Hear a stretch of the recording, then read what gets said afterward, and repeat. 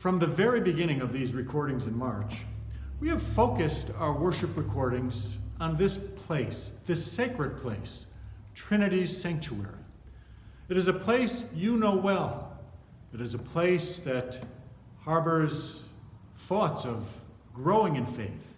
It is a place that harbors memories of fellowship in love.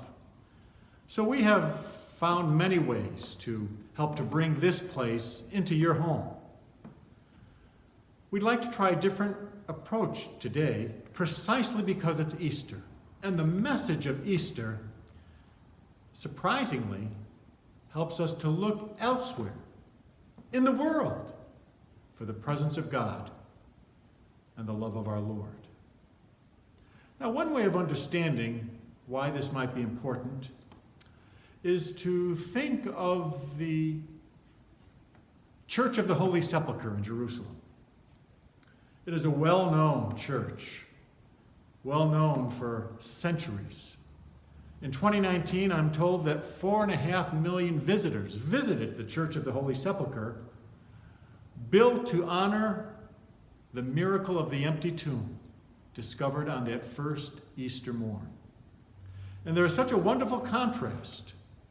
The Church of the Holy Sepulchre is known by virtually everyone who has gone to Jerusalem to visit it.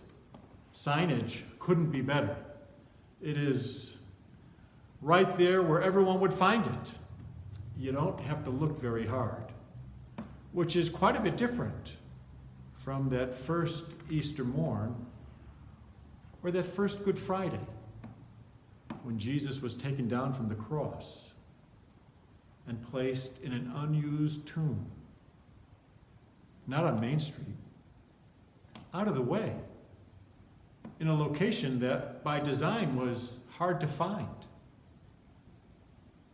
And some good news came from that empty tomb as the women walked inside and encountered messengers from God who let them know that Jesus of Nazareth, who was crucified, whom they were seeking,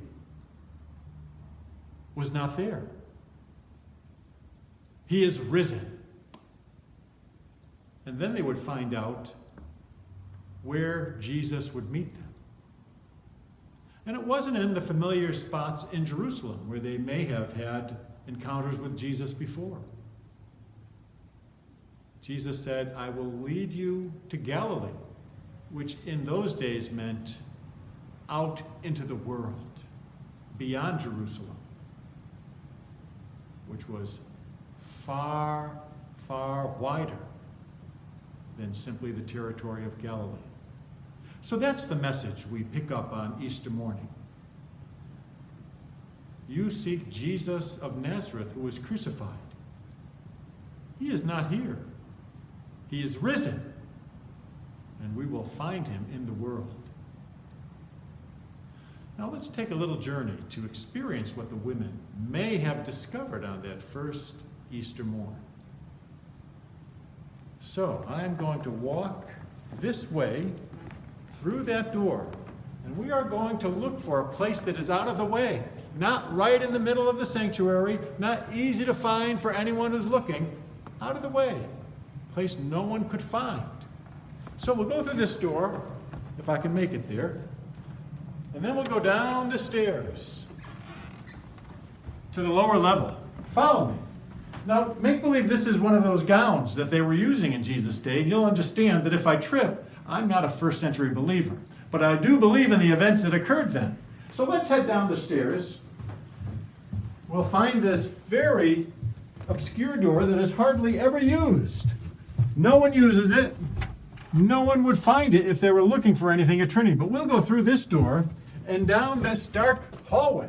Very difficult to find your way through these dark hallways.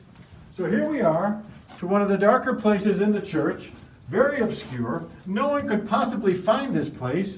Make believe this is where the women went on that day when they were looking for the unused tomb.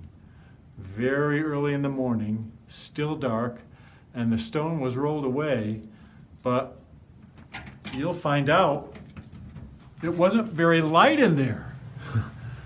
It was very dark in there.